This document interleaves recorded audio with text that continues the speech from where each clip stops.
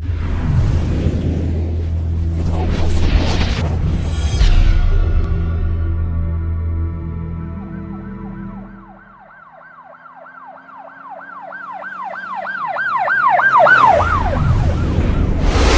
वालेकुम नाज़रीन, शाहिद चौधरी ऑफिशियल के साथ मैं हूं आपका मेज़बान अब्दुल्ला तनवीर। नाज़रीन, सैफुल्लाह नियाज़ी खान केस के हवाले से क्या नई अपडेट सामने आई है। गो के दिल को अदालत लेके जाया गया था और वहां पे उसकी पेशी के हवाले से क्या तफसीलात सामने आई हैं और रिमांड के हवाले से क्या डेट पड़ी है, कितने दिन का रिमांड किया जाएगा। मैं चाह रहा था हम जानेंगे senior crime analyst Shahid Chaudhary साहब से। गो के उनकी तबीयत काफ़ी ज़्यादा ख़राब थी, नासाजगार थे, नज़ला ज़ुकाम आपको पता है मौसमियाती जो बीमारियाँ होती हैं वो भी थोड़ा बहुत उसमें असरअंदाज हुए। लेकिन आज का प्रोग्राम काफ़ी ज़्यादा इंपॉर्टेंट था, तो मैं चाह रहा था आज उनको हम लाइन में लेके उनके साथ ये तमाम तर जो तफसीलात है लाजमी हम जानेंगे और शेयर भी करेंगे। अस्सलाम वालेकुम सर। वालेकुम अस्सलाम अब्दुल्ला। सर कैसे हैं आप? अल्लाह का शुक्र, फजल और करम। तबीयत अब बेहतर हुई है थोड़ी सी आपकी? अब्दुल्ला यार तबीयत को छोड़े, हम सवाल की तरफ चलें। अच्छा सर, क्योंकि आपका नजला वगैरह था ना, मैंने कहा जरा पूछ लिया जाए। यार अब्दुल्ला, अल्लाह सब लोगों की दुआएं हमारे साथ हैं, छोड़े आप सवाल की तरफ आए। अच्छा सर, मुलजिम अदील के हवाले से बताइएगा, आज पेशी भी हुई है और रिमांड के हवाले से लाजमी आप बताइएगा कि कितने दिन का लिया गया और क्या आगे भी डेट एक्सटेंड हुई है इस हवाले से। अब्दुल्ला, सबसे पहले तो मैं ये वीडियो जो है ना आपको जो दिखा रहा हूँ ना, ये नाज़रीन को आप दिखा दें कि ये अदील है जिसको पुलिस के जो अफसर हैं ये पेश करने के लिए लेके जा रहे हैं। और आप ये देखेंगे वहाँ पर कोई कैमरा ऑन नहीं कर सकता था, लेकिन मेरे भाई मियाँ मुजद्दद जो एडवोकेट हैं उन्होंने किस तरीके के साथ ये वीडियो भी बनाई और उन्होंने बड़े खुले अल्फाज के साथ जो पुलिस वालों को कहा है कि इसको पुलिस मुकाबले में पार ना कीजिएगा। सबसे पहले तो ये वीडियो जो बड़ी ज़्यादा एक ज़बरदस्त है ताकि लोग देख लें कि अदील जो है उसको पेश कर दिया गया है और इसका 5 रोज़ा और जिस्मानी रिमांड जो है ना वो मिल गया है। मैं हैरान इस बात पर हूँ कि इस केस में क्या पुलिस वालों ने जो है रिकवर करना है कि जिसकी वजह से इतना लंबा रिमांड मिल गया। जाहिर है उसके घर वाले वहाँ पर नहीं होंगे, कोई वकील वहाँ पर नहीं पहुँच चुका होगा जो आगे से जो है ना इस केस को जो है फॉलो करता या मुलजिम के हक में बोलता, जिसकी वजह से मजिस्ट्रेट ने जो है ना यकीनन जो है 5 दिन का रिमांड दे दिया होगा और होता भी ऐसे ही है। अब 5 दिन के अंदर जो है ना अब देखना यह है कि अदील के साथ क्या होता है और तफ्तीश जो है ना कहां तक पहुंचती है और ऊंट जो है किस करवट बैठता है। बिल्कुल सर। अच्छा सर, एक बात बताइए कि एक सहाफ़ी ने सवाल किया था कि उनका जो पिस्टल वगैरह होता था वो तकरीबन अदील के पास ही रहा करता था, तो मेरा ये आपसे सवाल होगा क्या कानून के मुताबिक कोई सरकारी अफसर अपना पिस्टल किसी भी प्राइवेट शख्स को दे सकता है? कानून के अंदर जो है ना पता नहीं, कानून जो ताकतवर है उसका अपना कानून बनाया हुआ है। अगर यही पिस्टल किसी शरीफ आदमी से पकड़ा जाए ना तो फौरी तौर पे 16वीं 65 का पर्चा दर्ज हो जाता है। लेकिन मुझे हैरानगी इस बात की है कि मीडिया भी इस वाक़े को रिपोर्ट कर रहा है कि जी उनका असला, राइफल, गन वगैरह वो गाड़ी में छोड़ के ऊपर चले जाते थे और अदील को कहते थे जाओ ये मेरा असला ले आओ, मेरा असला छोड़ आओ, गाड़ी में रख दो, गाड़ी से ले आओ।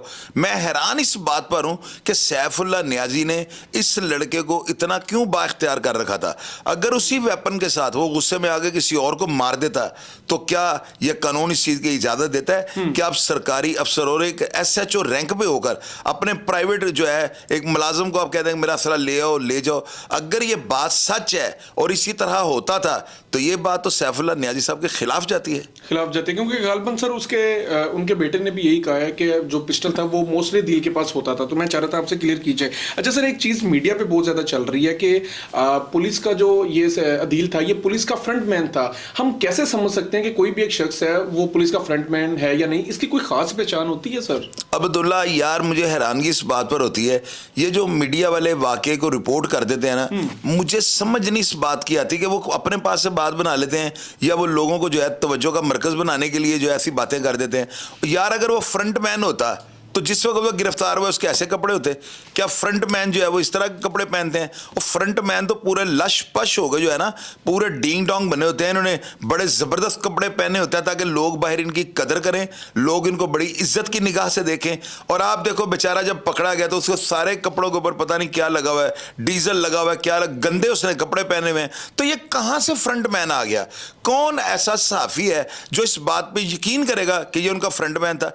यार ये फ्रंट मैन नहीं था, सिर्फ जस्ट एक नौकर था और वो जबरी मुशक्कत कर रहा था। और आपने क्या सुनना है? अब तो मैं अब लेटा हूं बेड पे और आप ऐसे मुश्किल सवाल कर रहे हो। यार को आसान आसान सवाल करो। सर नहीं सर, बिल्कुल मैं आसान ही चाहूंगा। सर एक चीज वाजे कीजिएगा, फ्रंट मैन की पहचान क्या होती है? हम जान सकते हैं ये बंदा फ्रंट? अब्दुल्ला, फ्रंट मैन हमने तो जो अपनी जो मैंने पुरानी प्रीवियस जिंदगी के अंदर जो देखे फ्रंट मैन, वो उन्होंने राडो पहनी होती है, उनके पास गाड़ी मोटरसाइकिल होती है, उनके कपड़े उन्होंने बड़े जीन्स वगैरह उन्होंने पहनी होती है, जॉगर शॉगर बड़े इंग्लिश किस्म के जो नाइक एडिडास वगैरह उसने पहने होते हैं। ये बेचारा तो मुझे समझ लो कि मुझे मुलाजमों का मुलाजम नजर आ रहा है। ये मुझे लग रहा है जैसे उसका मालशिया था, उसके गटर खोलने वाला बंदा था। और यार जो फ्रंट मैन होते हैं वो गटर टॉयलेट वगैरह नहीं खोलते।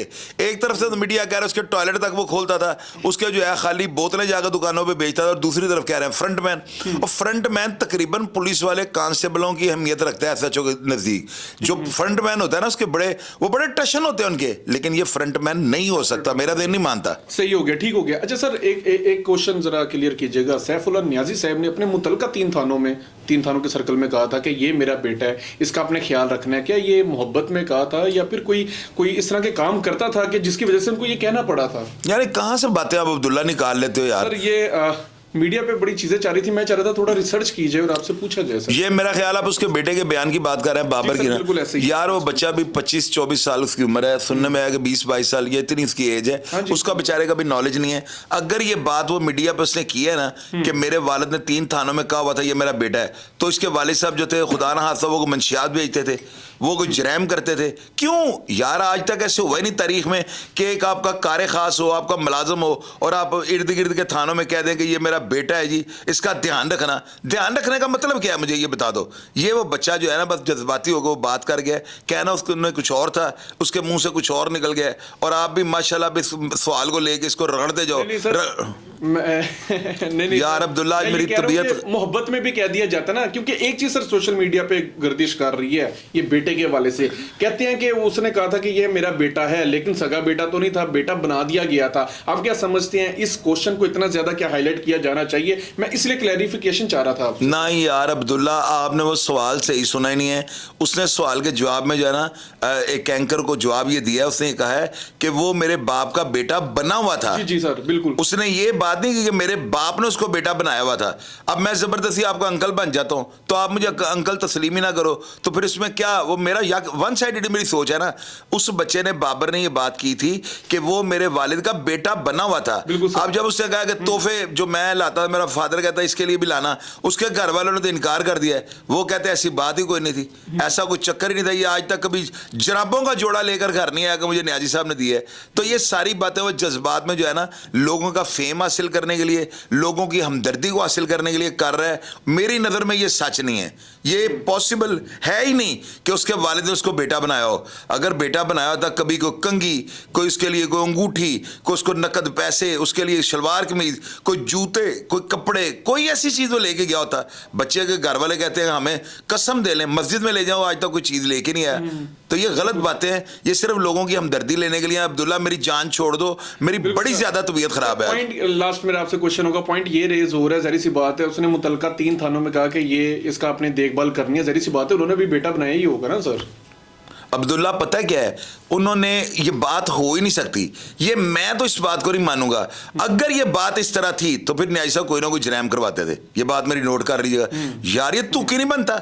आप अपने एक थाने में चलो गुजरते हुए बंदा को एसएचओ मिल गया, उसको बंदा कहता है यार ये बच्चा रात को आता जाता है, इसको तंग करो, ध्यान रखना। 3 थानों में जाकर स्पेशल कहना अब्दुल्ला वो क्रिमिनल था क्या? वो कोई जरैम कर इनका पाउडर बेचता था? ये बातें मैं इनसे इत्तेफाक नहीं करता हूं और मैं ऐसी बातों के ऊपर प्रोग्राम भी नहीं करना चाहता। आप जबरदस्ती मुझसे सवाल करते जा रहे हो और जवाब मैं तो वही जवाब देना ना जो मेरी सेंस काम करती है। ठीक है मैं बीमार हूं लेकिन मेरा ज़हन बीमार तो नहीं है, दिमाग तो मेरा हाजिर है ना। मैं इन सारी चीजों को देख रहा हूं। रात का मेरा गला इतना खराब है, खांसी, मुझे फ्लू, मुझे कॉल्स आ रही हैं लोगों की, आप बहुत अच्छा कर रहे हैं। मैंने उनको कहा कि यार आज का दिन मुझे माफी दे दें, आप वॉइस मैसेज करते हैं मैं उनको सुनता जाता हूं और मैं बोल नहीं रहा हूं और आप बदो बदी ऐसे ऐसे सवाल कर रहे हैं कि मुझे उनका जवाब देना पड़ रहा है। अल्लाह पाक आपको सेहत दे। कुछ सवाल आते हैं जो कि सोशल मीडिया पे काफी ज्यादा यू कैन से कि कंफ्यूजन पैदा कर रहे थे, तो इसलिए मैं चाह रहा था कि इसको क्लियर किया जाए। तो इसलिए सर मैं कह रहा था सर एक चीज बताइएगा, आप क्या इस चीज को इंश्योर कर सकते हैं कि पुलिस मुकाबले में इस डील को पार नहीं किया जाएगा? ये मतलब अब्दुल्ला यार आप मेरी बात सुनो, आपको मेरे साथ इतनी देर हो गई, आप अभी तक जो है मेरी या पुलिस के हमने इतने मुकाबलों को कवर किया है। वो अल्लाह के बंदे ऐसे मुकाबले होते हैं कि बंदों को थाने से निकाला ले जाकर मार दिया और सवाल ही पैदा नहीं होता। ये जुडिशल होगा, ये लड़का जेल जाएगा, इसका ट्रायल होगा, अदालतें इसको सजा दें जजा दें, वो अदालतों का फैसला है। उसकी वजह यह है अगर इसको कुर्बान लाइन में इसकी नमाज़ जनाजा नहीं हुई तो लोग खुद समझ जाएं अब इस बात का क्या जवाब मैं दूं? मैं अपने अदारों के खिलाफ स्टेटमेंट दूं? नहीं सर, मैं नहीं दूंगा। माजी में ऐसा बहुत होता रहा है तो इसलिए था। अच्छा सर, अब्दुल्ला, माजी में पुलिस भी तो और थी ना, पुलिस वाले भी तो मुल्कों किसी और मुल्कों से, किसी और सूबों से आए होते थे। और ये लोकल पुलिस है सारी, ये सारे पढ़े लिखे अफसर हैं, इनको सारा पता है कि ये मर्डर के पीछे की मुहरकत क्या है। कोई शख्स भी, ये सारी दुनिया को मैं बता दूं, एवं हाँ हमारे लोग जो है वखरा ही एक अपना एनालिसिस कर रहे हैं घरों में बैठ के, पुलिस मुकाबले पार कर देंगे। ओए अल्लाह के बंदे, आज तक मैंने सैकड़ों पुलिस मुकाबलों को कवर किया है, कभी भी आपसे जो है ना मैंने कोई बात नहीं छुपाई। इस लड़के को किसी ने भी पुलिस मुकाबले में नहीं मारना, क्योंकि ये जुडिशियल ट्रायल वाला केस है। इसमें जो है ना हमारे सीनियर अफसरान जो है ना वो सारे मामलात का बखूबी जायजा ले रहे हैं और ये बात दिमाग से निकाल दें। मैं सारी दुनिया को जहां पे हमारा प्रोग्राम देखा जाता है उनको ये कहना चाहता हूं कि हमारे यहां पर इस तरह के पुलिस मुकाबले ना होते थे, ना होते हैं और ना ही होंगे। ये लड़का जो है जो जुर्म किया अदालतें जाने और वो लड़का जाने। तो सर कितने दिन का मजीद रिमांड होगा, कोई अपडेट आई है इस हवाले से? 5 दिन का रिमांड हो गया है। अब 5 दिन का कैसे हो गया है ये मुझे हैरानगी है। हालांकि ऐसे केसेस में जो है ना अदालत जुडिशियल कर देती है, लेकिन खैर कोई बात नहीं, ये हाई प्रोफाइल केस है। अगर हो भी गया ना तो ये कानून के मुताबिक हुआ है, अदालत ने इसका जो रिमांड दिया है, तो इंशाल्लाह कोई डरने वाली बात नहीं है। मेरिट के मुताबिक सारा काम हो रहा है और इंशाल्लाह अपने अदारों से हमें यही तवक्को है कि वो कोई भी इस तरह की हैंकी पैंकी ना करते हैं और ना ही करेंगे।